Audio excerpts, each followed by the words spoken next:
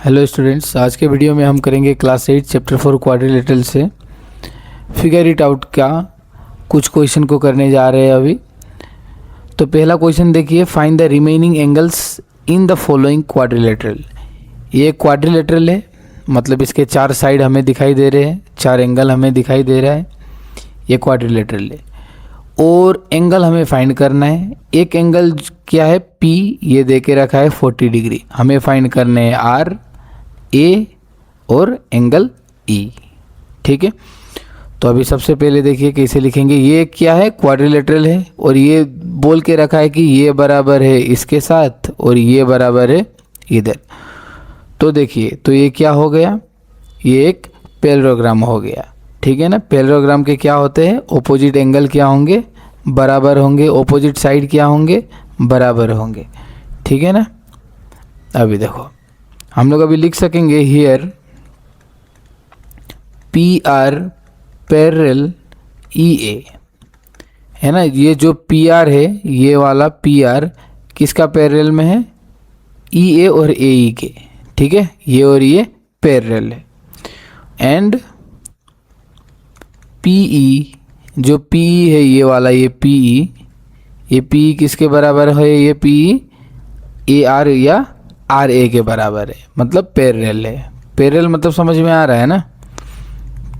ठीक है, अभी हम लोग इससे क्या लिख सकते हैं, ये बराबर इसके साथ हो गया और ये बराबर इसके साथ हो गया। तो ऑपोजिट साइड, इसका ऑपोजिट ये बराबर है, इसका ऑपोजिट ये बराबर है। तो ये पी ई ए आर, मतलब पी ई ए आर, एक ये क्या हो गया, पैरेललोग्राम हो गया। तो हम लोग लिखेंगे therefore P E A R is a parallelogram. ठीक है, अभी देखो, एक एंगल देके रखा है P 40 डिग्री, हमें फाइंड करना है आर ए ई, मैंने पहले ही बताया था। अभी angle P equal to angle A है ना।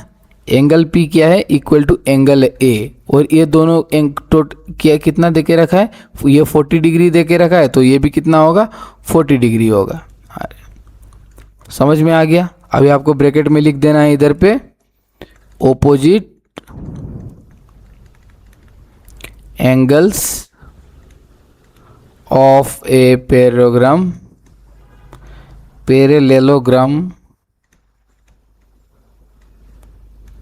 are equal, है ना। चलो, ये एक हो गया। अभी देखो, P और A तो हमें मिल गया, अभी चाहिए हमें R और E। अभी हम लोग लिखेंगे इधर पे, देखो बढ़िया से, 40 degree plus angle R equal to 180 degree. रुको, इससे पहले मैं ये लिखने से पहले ये लिख देता हूँ और इजी हो जाएगा। Angle P plus angle R equal to 180 degree. अभी एंगल पी किधर पे है, ये पी एंगल है, ये एंगल आर है, ये क्या है, ये दोनों एडजेसेंट एंगल है। अभी एडजेसेंट एंगल का मैं इधर पे लिख देता हूँ, द सम ऑफ, प्रॉपर्टीज जानना होता है तभी इजी होगा, समझ में आएगा बढ़िया से। The sum of the adjacent side angle है, sorry, adjacent angle of a parallelogram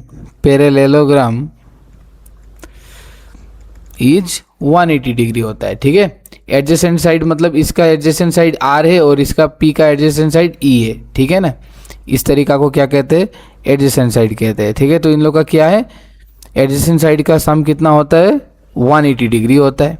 तो एंगल पी हमारे पास कितना है, 40 डिग्री। तो एंगल पी के सामने में लिखेंगे हम लोग 40 degree plus angle R equal to 180 degree. तो हम लोग लिखेंगे angle R equal to 180 degree minus 40 degree. तो एंगल आर हो गया हमारा 140 डिग्री हो गया, एंगल आर मिल गया, ये हमें मिला। अभी ये ऑपोजिट है इसका, तो हम लोग फिर से लिख देंगे angle R equal to angle E, कितना, इक्वल टू 140 डिग्री। अभी फिर से लिखेंगे ऑपोजिट एंगल, बाद में जो लिखे थे वही, opposite angle of a parallelogram are equal. समझ में आ गया ना, सारा एंगल ढूंढ दिया हम लोग। पहले मैंने क्या बताया, पहले ये एंगल था हमारे पास, इसका ऑपोजिट इसको बना दिया, मिल गया। उसके बाद में ये दोनों को एडजेसेंट पकड़ा, इन दोनों का एडजेसेंट कितना हो गया, 180 डिग्री हो गया। तो ये दे के रखा है 40 डिग्री, ये 40 दे के रखा है, और ये हमें नहीं मालूम, तो हम लोग क्या लिखेंगे, angle R plus 40 degree equal to 180 degree हो गया ना। तो इधर चला गया, ये 140 मिला हमें ये। उसके बाद में ये ऑपोजिट है इसका, तो मैंने लिख दिया ये इसके बराबर हो गया। ये लिखना जरूरी है, opposite angle of a parallelogram are equal, ये सब the sum of a adjacent angle of a parallelogram is 180 degree. ठीक है, समझ में आ गया। चलो अभी करेंगे नेक्स्ट क्वेश्चन। नेक्स्ट क्वेश्चन का फिगर ये है ऐसा, 2 नंबर का।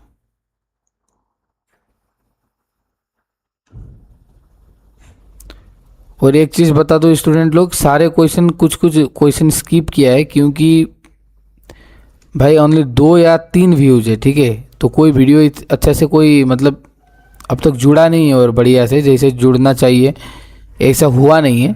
मैं कभी कभी वीडियो अपलोड कर देता हूँ, मतलब कि थोड़ा कुछ व्यूज मिले, थोड़ा कुछ कमेंट आए बच्चे लोग का, सर बाकी क्वेश्चन आप नहीं डालते, बस कुछ ही डाल देते हैं। जिस दिन ऐसा वीडियो कमेंट मेरे को आएगा तो तब से मैं पूरा वीडियो मतलब पूरे क्वेश्चन डाल दूंगा, मतलब पूरा, मतलब फिगर इट आउट का मैं अभी ये करके छोड़ दूंगा, पहले का क्वेश्चन 1 2 3 नहीं करूँगा। अगर भाई कोई देखने से ही तो करना है ना, ऐसे तो करके फ़ायदा नहीं है। ये तो ऐसा लग रहा है कि मैं अपने लिए पढ़ रहा हूँ, कोई नहीं। चलो अभी किस दिन क्लास 8 का कमेंट आएगा कि सर पूरा क्वेश्चन चाहिए, उस दिन मैं पूरा फिर से डालूंगा, मतलब इसी प्लेलिस्ट पे। ठीक है, मेरा 9 और 10 का मैं पूरा डालता हूँ, मतलब कोई देखे या ना देखे। ठीक है, ओके फाइन। तो अब इधर पे भी देखो, ये भी पैरेललोग्राम है कि नहीं, क्वाड्रिलेटरल है, इसका ये ऑपोजिट इसके साथ है, ये ऑपोजिट इसके साथ है, तो ये भी पैरेललोग्राम हो गया। तो फिर से लिखेंगे, एक ही स्टेप है मेरा, here P Q parallel to किसके साथ, S R, and P S जो है पैरेलल है किसके साथ, क्यू आर लिखो या आर क्यू लिखो, क्यू आर, लेकिन लिखना है इस तरीक़ा से, पी एस है तो क्यू आर, ऐसा बढ़िया होता है, P Q S R. Okay, तो ये क्या हो गया, therefore P Q R S is a parallelogram. ठीक है, ये लिख दिया मैंने। अभी फिर से ये 110 होने से इसको भी मैं क्या लिख दूंगा, 110 डिग्री लिख दूंगा। सेम चीज़, angle P equal to angle R equal to 110 degree, और ब्रैकेट में लिख दूंगा क्या, opposite angle of a parallelogram are equal, है ना, हो गया ये। अभी फिर से एडजेसेंट साइड इसको पकड़ूंगा मैं, angle P plus angle S equal to 180 degree. अब फिर से एक ही वही चीज़ लिखूंगा, sum of adjacent angle of a parallelogram is 180 degree. Handwriting पे मत जाओ तुम लोग, बढ़िया से लिखो, मैं जब पढ़ाई करोगे लिख के करो, हाँ तब इजी रहेगा। तो एंगल P हमारा 110 डिग्री है, प्लस एंगल S हमें नहीं मालूम, तो एंगल S ही लिखेंगे इक्वल टू 180 डिग्री। तो angle S equal to 180 degree minus 110 degree, तो एंगल S हो गया हमारा 70 डिग्री। अब फिर से इसको बोल दूंगा कि मैं तो भाई इसका ऑपोजिट है, तो फिर से हो गया ना काम, angle S equal to angle क्या था ये, Q, angle S equal to angle Q equal to 70 degree, बस हो गया। लास्ट में किस तरीक़ा से लिखना है मालूम है, लास्ट में इस तरीक़ा से लिख दो, angle P equal to 110 degree, angle R equal to 110 degree, angle S equal to 70 degree, हाँ angle Q equal to 70 degree, हो गया। और लास्ट में तुम इधर पे लिख सकते हो ऑपोजिट, फिर से वही sentence, opposite angle of a parallelogram are equal. ठीक है, हो गया। चलो अभी क्वेश्चन नंबर 3 को देखो, ये क्वेश्चन नंबर 3 थोड़ा इम्पोर्टेंट है, हाँ ये रोम्बस है इधर पे। ओके,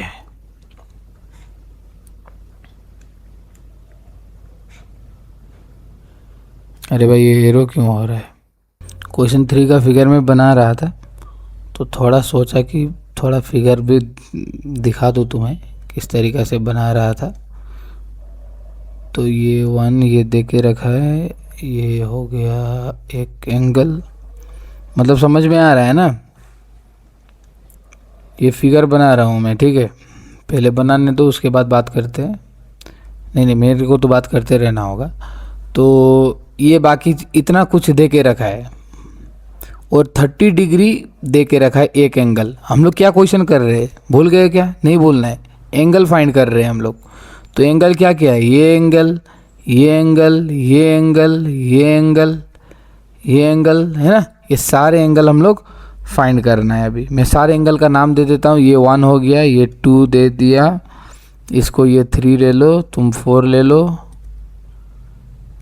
ये 4 थोड़ा अच्छा से नहीं हुआ, 4 ये देखो, ये 5 ले लिया और इसको 6 मान लिया। सही है। एक पहला 1 दे के रखा है 30 डिग्री और हमें सारा ढूंढना है 2 3 4 5 6। चलो रेडी हो?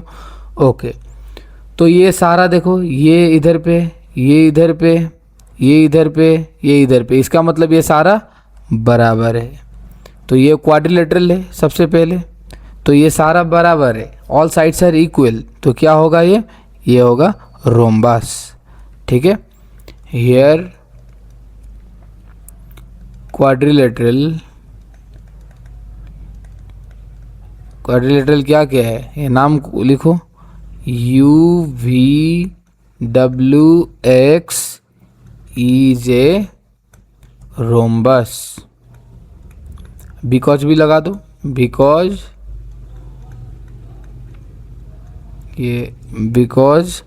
All sides are equal. अभी कैसे मालूम हुआ ऑल साइड्स इक्वल है? ये देखा ना, ये डंठा, ये जो डंठा लगा है सारे में एक ही जैसा डंठा है, मतलब सारे इक्वल। अगर ऐसा और ऐसा होता तो ये और ये इक्वल होता, ठीक है, और ये इक्वल होता, लेकिन इधर पे सारा एक ही डंठा बजा है, मतलब दिया है। ओके फाइन, यहाँ तक चलो। अभी वी हैव, हमें दे के रखा है क्या, एक मालूम है एंगल 1 कितना है 30 डिग्री। अभी देखो रोम्बस का कुछ प्रॉपर्टीज को जानेंगे। इन ए रोम्बस डायगोनल क्या होता है, ये जो डंठा लाइन दिखाई दे रहा है ना, ये diagonal bisects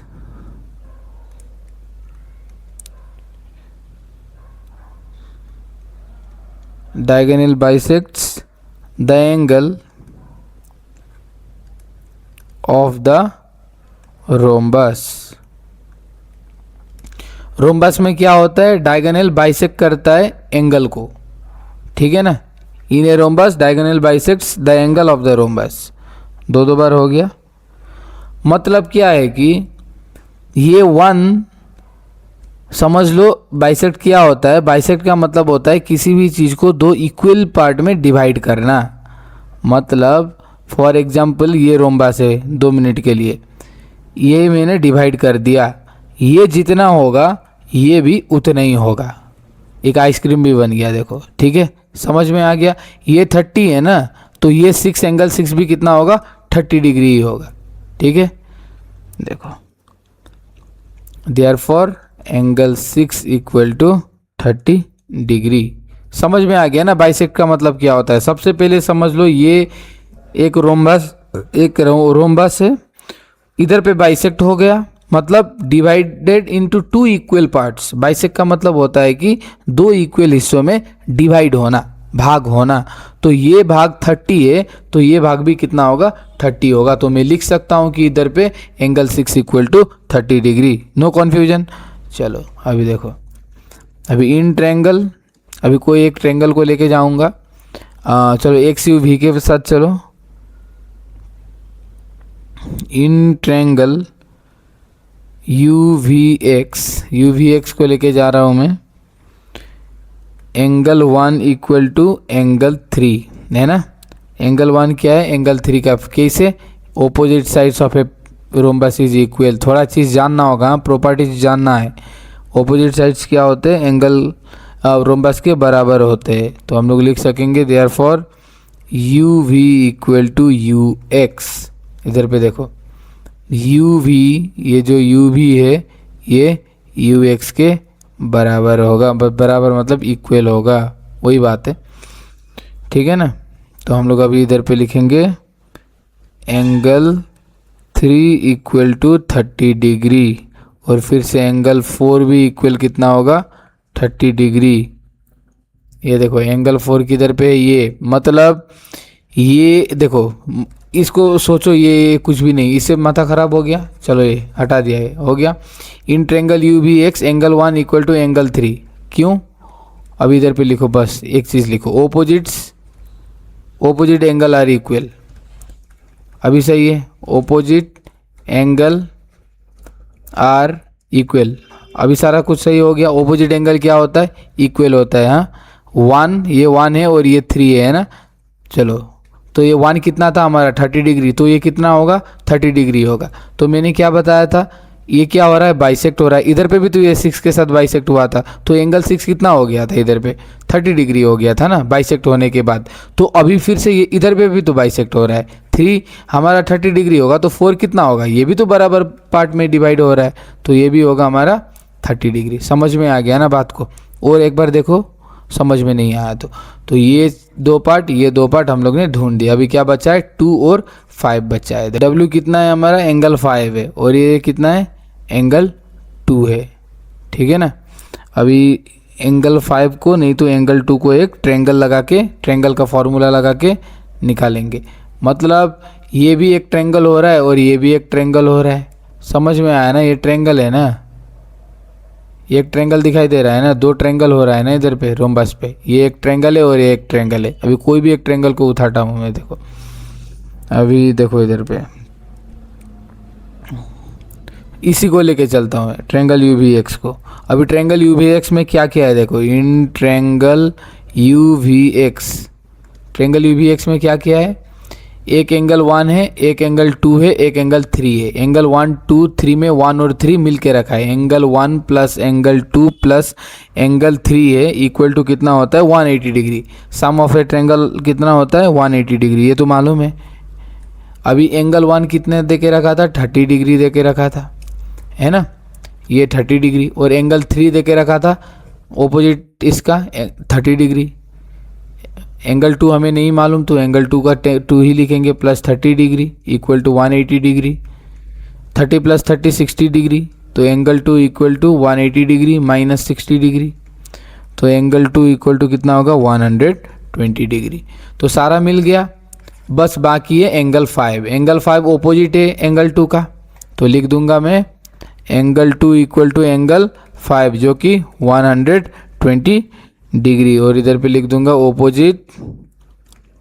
opposite angles are equal, ठीक है। तो लास्ट पे लिख दो एंगल 1 कितना था, एंगल 2 कितना था, एंगल 3 कितना था, इस तरीक़ा से लिख दो। ये लो हो गया काम ख़त्म। चलो समझ में आ गया ना क्वेश्चन को। तो स्टूडेंट अभी लास्ट क्वेश्चन बाकी है, तो मैं फिर से वही बात बोलूँगा, अगर क्वेश्चन 1 का 4 चाहिए तो कमेंट करना, ठीक है। बस मेरे को देखना है कि कोई तो देखता है कि नहीं, मतलब कोई वीडियो मेरा देख रहा है कि नहीं, बस मेरे को इतना ही जानना है। तो ऐसे वीडियो डाल रहा हूँ मैं क्लास 8 के लिए, मेरे पास एकदम स्टूडेंट बहुत है ही नहीं क्लास 8 के लिए, ऐसे ही मैं डाल रहा हूँ। अगर क्वेश्चन 1 का 4 के लिए कोई कमेंट किया तो मेरे को पता चलेगा कि कोई ना कोई तो मेरा वीडियो देख रहा है, ठीक है। थैंक यू सो मच, मिलते हैं अभी कब, अभी नहीं मालूम, हाँ, गुड बाय।